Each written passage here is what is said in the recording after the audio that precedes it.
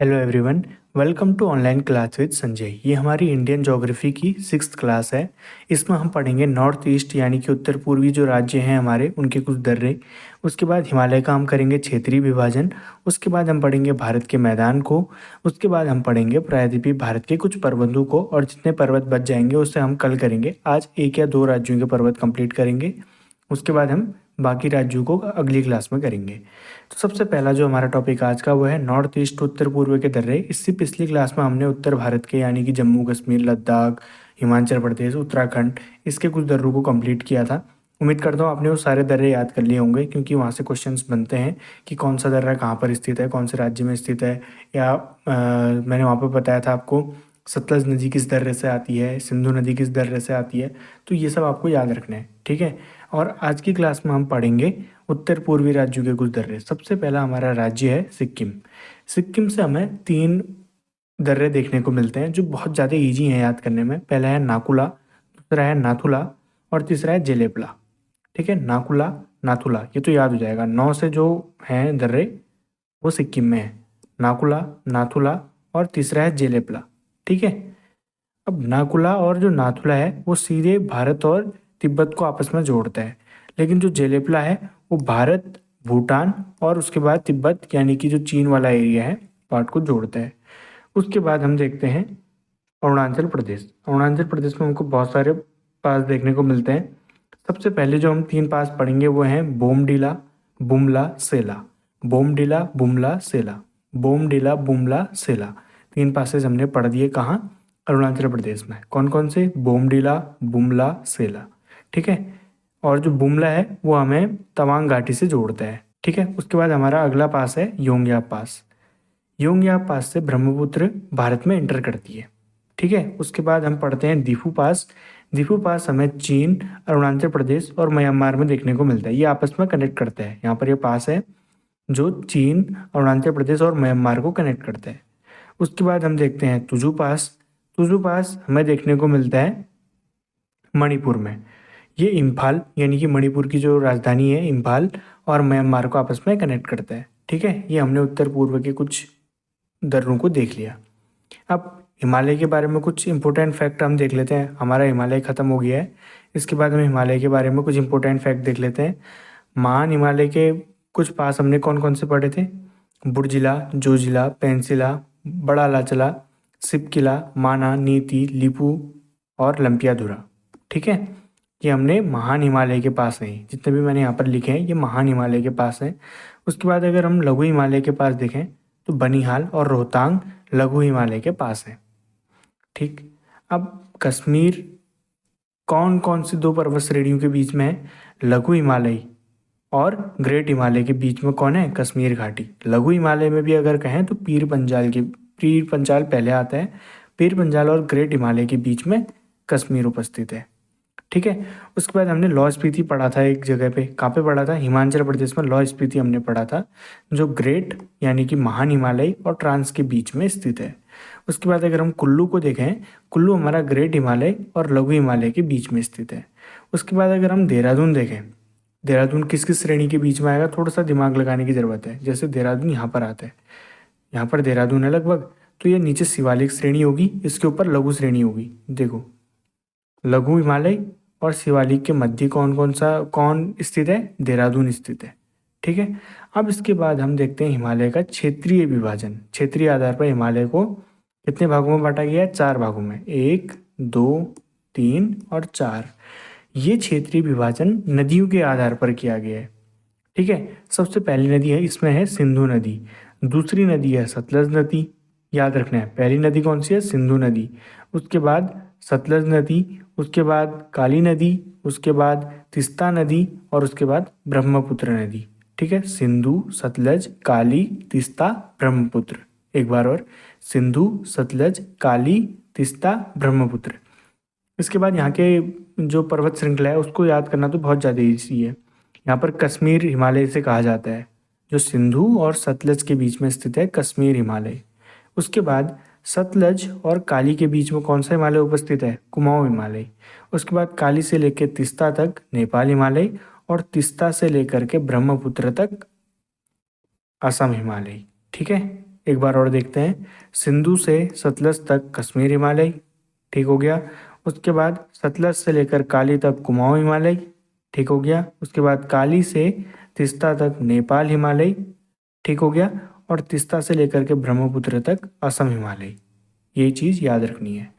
इसके बाद हम देखते हैं भारत का मैदान। जैसे ही हिमालय ख़त्म होता है, यहाँ पर हिमालय ख़त्म हुआ, इसके बाद हमारा भारत का मैदान शुरू हो जाता है एक तरीके से। अब इस चीज़ को देखते हैं हम, तो हिमालय में जैसी नदियाँ निकलती हैं तो डाउन हमें देखने को मिलता है, ढाल बहुत ज़्यादा तीव्र है। इस तीव्र ढाल में जो नदियाँ हैं वो अपने साथ बहुत बड़े बड़े कंकड़ पत्थर और बहुत ज़्यादा जलोढ़ मृदा अपने साथ लेकर के आती है, यानी कि नई मिट्टी जो हिमालय से तोड़ करके, हिमालय को तोड़ करके नदियाँ लेकर के जाती हैं। जैसे ही मैदान लगता है वो इसे डिपॉजिट करना यानी कि छोड़ना शुरू करती है इसको, क्योंकि फिर नदियाँ धीमी हो जाती हैं। एक तो नदियों की जो गति है वो धीमी हो जाती है और नदियों के पास इतना वेग नहीं रहता है। वेग नहीं रहता है तो नदियों में इतनी क्षमता नहीं होती है यहाँ से इतना भारी जो अपने साथ अवसाद लेके गई हैं उसको आगे वहन कर पाए। तो ऊपर हिमालय में हमें तीव्र ढाल देखने को मिलता है तो नदियाँ अपने साथ बहुत ज़्यादा अवसाद लेकर के आती हैं। लेकिन जैसी समतल भाग आता है तो हिमालय इसको हिमालय से आने वाली नदियाँ इसे डिपॉजिट करना शुरू करती हैं। तो सबसे पहले जो बड़े पत्थर हैं वो नीचे रुकेंगे, ठीक है। वो नदी के तलहटी में रुकना शुरू हो जाएंगे या नदी उसको छोड़ना शुरू करेगी। तो सबसे बड़े बड़े जो कण होंगे वो सबसे पहले रुकेंगे। तो उन बड़े कण वाले क्षेत्र को कहा जाता है भाबर, ठीक है। बड़े पत्थर जहाँ पर हमें मिलेंगे, यहाँ पर मैंने फोटो दिखाई है, ये बड़े पत्थर, नदियाँ इन बड़े पत्थरों को ऊपर से अपने साथ लेकर के आई और उसके बाद छोड़ दिया, क्योंकि नदी में अब इतना वेग नहीं रह गया है या फिर इतनी पावर नहीं रह गई है कि इतने भारी भारी पत्थरों को अपने साथ लेकर के चले। तो ऐसे में नदी करती है, इन बड़े पत्थरों को यहाँ पर छोड़ देती है और आगे प्रवाहित होती है। अब यहाँ पर हमको कुछ चीज़ देखने को मिलता है। पर्वतों के गिरिपाद पर हमें भाबर देखने को मिलता है। गिरिपाद क्या होता है? ये पर्वत है, पर्वतों के जस्ट नीचे जहाँ पर पर्वत खत्म होते हैं, पाद पैर पर गिर मतलब होता है पर्वत के, पाद मतलब कि पैर पर, बड़े पत्थरों के रूप में ये होते हैं, इसे भाबर कहा जाता है, ठीक है। अब हमने क्या पढ़ा? पर्वतों के गिरपाद में। दूसरा कंकड़ पत्थर होता है, बड़े बड़े कंकड़ पत्थर होते हैं। उसके बाद क्या यहाँ पे मृदा पाई जाएगी? नहीं। अब मृदा नहीं है तो कृषि हो पाएगी क्या? नहीं। या क्या यहाँ पर अब मृदा नहीं है, कृषि नहीं हो पा रही है, वनस्पति होगी क्या? नहीं हो पाएगी। क्यों? क्योंकि बड़े बड़े पत्थर हैं। उसके बाद यहाँ पर नदियाँ विलुप्त हो जाती हैं। जैसे बड़े पत्थर है ना, इनके बीच से नदियाँ तो बहना शुरू करती हैं तो ये ऊपर बड़े पत्थर दिखते हैं हमें, जिससे हमें प्रतीत होता है कि नदी कहीं छुप गई है, ठीक है। नदियाँ इनके नीचे से प्रवाहित हो जाती हैं तो यहाँ पर नदियाँ विलुप्त हो जाती हैं। कौन सा एरिया मैंने आपको बताया? ये वाला एरिया जो है ये है भाबर। अब भाबर खत्म होते ही क्या लगेगा? तराई लगेगा, इसको कहा जाता है तराई। अब भाबर मतलब कि भाबर बड़े पत्थर, ठीक है। भाबर को बड़े पत्थर से याद रखना है। तराई मतलब कि तर, तराई मतलब होता है तर, तराई का अर्थ है तर, तर यानी कि वेट, जो गीला वाला क्षेत्र है। यहाँ पर नदियाँ पुनः दिखना शुरू हो जाती हैं। ये दलदली एरिया होता है, यहाँ पर वन पाए जाएंगे, हाँ। साल वृक्ष यहाँ पर मुख्यतः पाया जाता है और राष्ट्रीय उद्यान हमें इसी क्षेत्र में देखने को मिलते हैं। ये वाला एरिया जो है ये यहाँ पर है तराई का क्षेत्र, ठीक है। इस तराई क्षेत्र में हमें बहुत ज़्यादा राष्ट्रीय उद्यान देखने को मिलते हैं, वन, बड़े बड़े वन देखने को मिलते हैं, साल वृक्ष के वन देखने को मिलते हैं, दलदली क्षेत्र होता है। यहाँ पर हमें बहुत ज़्यादा जीव जंतु देखने को मिलते हैं। क्यों?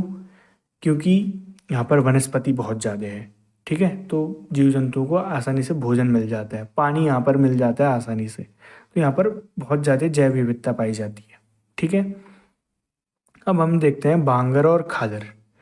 हमने सबसे पहले क्या पढ़ा? हिमालय हमने पूरा कंप्लीट कर लिया। उसके बाद हम थोड़ा नीचे गए जहाँ पर हमने भाबर पढ़ा। भाबर कंप्लीट करने के बाद हमने पढ़ा तराई। तराई कंप्लीट करने के बाद हम अगले स्टेप में जाएंगे बांगर। बांगर मतलब कि बेकार, एक तरीके से आप बांगर को याद कर सकते हैं बेकार शब्द से। और खादर को मतलब कि खाद जैसा है, जो मिट्टी खाद जैसी है। खाद क्या करती है? पोषण देती है। जो भी हम वहाँ पर पेड़ पौधे लगाएंगे उनको पोषण देने का काम क्या करता है? खाद करता है।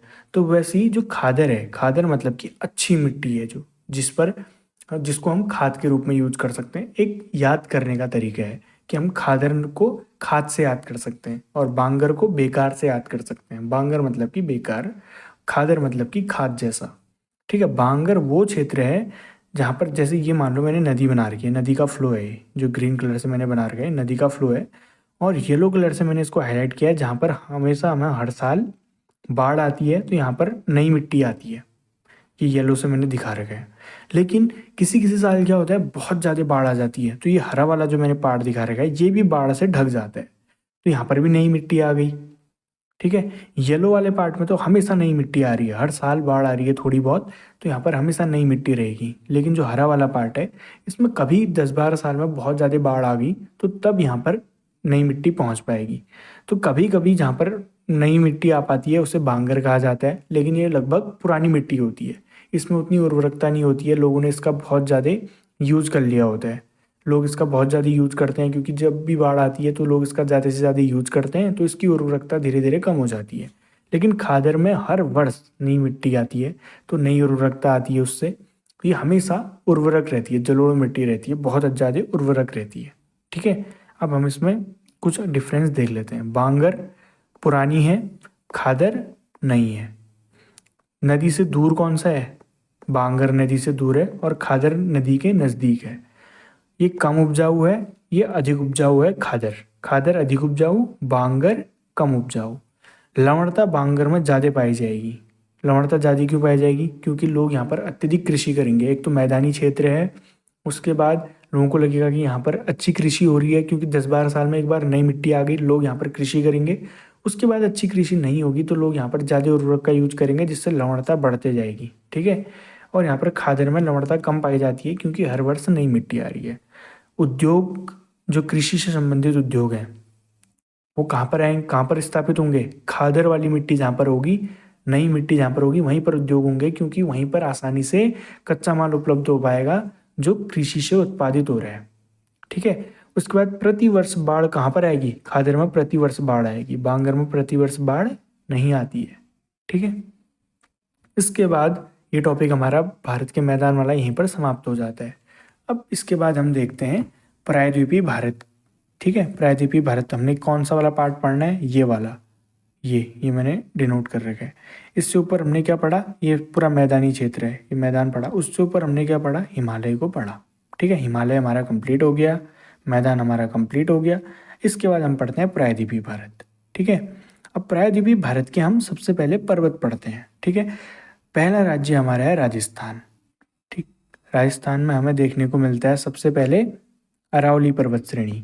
ये गुजरात से शुरू होकर के राजस्थान में जाती है, राजस्थान से हरियाणा, दिल्ली तक ये टच होती है। बहुत बड़ी पर्वत श्रेणी है अरावली। इसका सबसे जो बड़ा पीक है, जैसे हिमालय का हम देखते हैं एवरेस्ट, वैसे ही जो अरावली है उसका सबसे बड़ा पीक है गुरु शिखर, जो हाइस्ट है राजस्थान का। ठीक है, हाइस्ट राजस्थान का सबसे हाइस्ट पीक कौन सा है? गुरु शिखर है। ठीक है, इसको याद रखना है। और यहाँ पर एक ही पर्वत श्रेणी अरावली हमें देखने को मिलती है। उसके बाद हम नेक्स्ट राज्य पढ़ते हैं गुजरात। गुजरात में हमें देखने को मिलता है एक तो कच्छ और एक काठियावाड़। ठीक है, दो क्षेत्र हैं यहाँ पर, एक कच्छ है, एक काठियावाड़ है। कच्छ में हमें पर्वत देखने को नहीं मिलते हैं, लेकिन काठियावाड़ में हमें कुछ पर्वत देखने को मिलते हैं, पर्वत श्रेणियाँ देखने को मिलती हैं। पहली है मांडव, दूसरी है गिर, तीसरी है गिरनार और एक है बरडा। ठीक है, मांडव, गिर, गिरनार, बरडा। अगर आपके पेपर में क्वेश्चन आता है कि बरडा हिल्स कहाँ है, तो गुजरात में है। गुजरात के कौन से पार्ट में? कौन से पार्ट में? काठियावाड़ में। ठीक है, उसके बाद क्वेश्चन आता है मांडवा कहाँ स्थित है? मांडवा गुजरात में स्थित है। गुजरात के कौन से भाग में स्थित है? काठियावाड़ में स्थित है। मांडव, गिर, गिरनार, बरडा। ठीक है, तो आज की क्लास में बस हम ये दो ही राज्य कर रहे हैं। उसके बाद हम नेक्स्ट क्लास में पढ़ेंगे मध्य प्रदेश, उसके बाद हमने महाराष्ट्र पढ़ना है, उसके बाद हमने कर्नाटका पढ़ना है, उसके बाद केरल, तमिलनाडु, आंध्र प्रदेश, उड़ीसा, छत्तीसगढ़, झारखंड, ये सभी राज्य हम नेक्स्ट क्लास में पूरा कंप्लीट कर लेंगे।